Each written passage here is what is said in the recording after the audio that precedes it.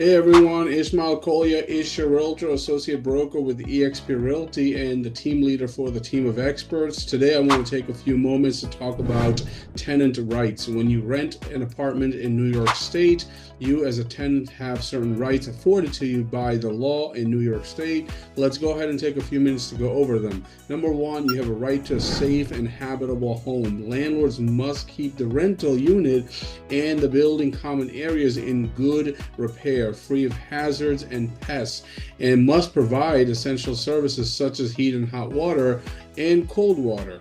This is known as warranty of habitability. All right, so number one, you have the right to a safe and habitable home. It must be livable. Second, right that you have as a tenant in New York State is the right to be free from harassment. Your landlord cannot harass you or force you to move out. This includes repeatedly trying to buy you out, offering you money to leave, bringing unjustified court cases, turning off electricity, turning off water, changing the locks, and so forth. So again, you have the right to be free from harassment by the landlord, and the landlord cannot harass you. And the landlord must provide you with necessary repairs in a timely manner. Number three, you have a right to due process. A landlord cannot just lock you out, as I mentioned earlier. Evictions, if the landlord wants to evict you, they must evict you following a legal process. They must take you to court. The judge must hear your case, and then the judge must rule that you need to be evicted, and so forth, which means a landlord must get a court order and a sheriff or marshal to carry out the eviction. Landlord cannot change the locks. Landlord cannot bring a few tough guys to get you out of the house, and so forth. All right, so keep that in mind. Number four is you have a protection against discrimination. It is illegal in New York State for landlords to discriminate against tenants based on some protected classes such as race, religion, gender identity, sexual orientation, disability, or source of income. These are protected classes in New York State, and a landlord cannot discriminate against you because you belong to one or more of these protected classes. And if you suspect that your landlord is discriminating against you, you can file a complaint with the Human Rights Commission. Next, you have the limit on security deposit. A landlord cannot require security deposit of their own will. A landlord can't ask for a security deposit that's more than 1 month's rent. That is the limit in New York State in terms of what a security deposit can be.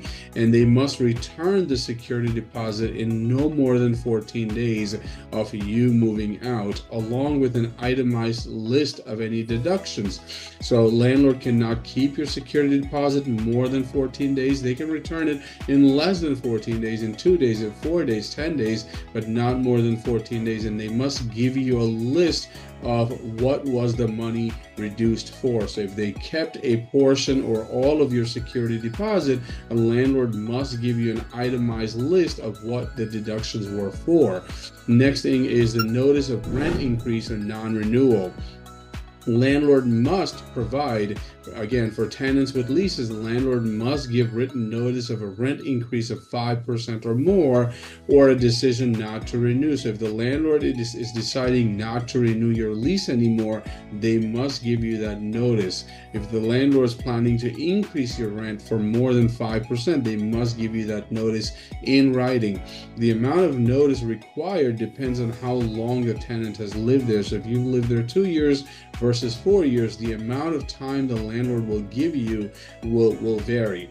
Next is you have a right to a roommate. A lot of people do not know this, but tenants have the right to live with one non-familial roommate and the roommate's dependent children, as long as the total number of occupants doesn't exceed the number of tenants on the lease. So if your lease was made out for, say, 6 people, but currently you only have 4 people living in your family with you, you can have 2 other people that are one roommate and a child, for example.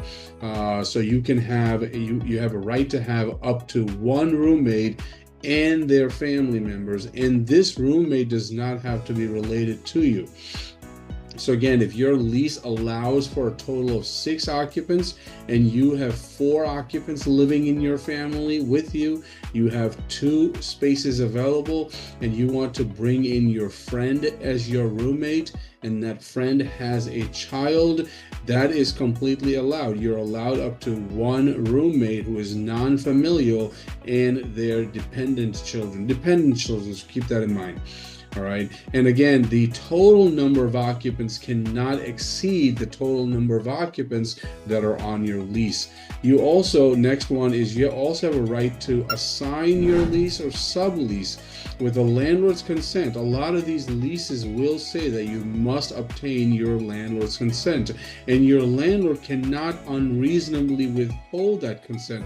So they can't just give you the runaround. They can't just say no to you because they feel like it. They must have a reason to say no. I will not allow you to assign your lease to this person, for example. But without a reason, they must not be able to, they cannot refuse you this consent. And you do have the right to assign this lease. That means if you no longer want to live in this apartment, you can assign that lease to another person with the landlord's consent. If you want to sublease that apartment or part of that apartment, you can do that again with the landlord's consent. You have the right to form or join a tenant organization. Tenants have the right in New York State to organize, meet, and discuss conditions in the building without fear of retaliation from the landlord. Landlord cannot harass you or retaliate you because you all decided to gather and talk about the issues in the building. Your landlord cannot harass you or retaliate against you because you decided to form a tenant organization or join a tenant organization.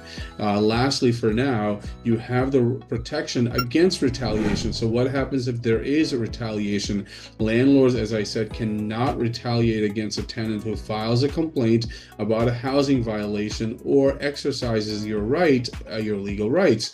A landlord who tries to evict a tenant within 1 year of a complaint may be presumed to be acting in retaliation. And again, if you fear that your landlord is retaliating against you, you will be able to file a complaint with the Human Rights Commission and other relevant agencies with the city and the state. All right, so this is a summary of some of the rights afforded to a tenant in New York State. However, I am happy to provide you an entire guide put out by New York State, which outlines all of your rights and your remedies about those rights being violated. I will be including a link to the guide under this video, and also feel free to reach out to us if you'd like me to email you or mail you a copy of the guide.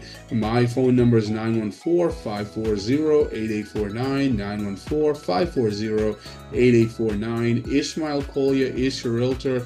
I'm the team leader with the team of experts and an associate broker with eXp Realty. Thank you so much for watching, and we're here looking out for you as our tenant clients here in New York State. If you are looking to rent in another state, we do have team members in other states, and we are also happy to provide you with tenant guides that may be available in those states as well. Thank you so much for watching. Talk to you soon. Bye-bye.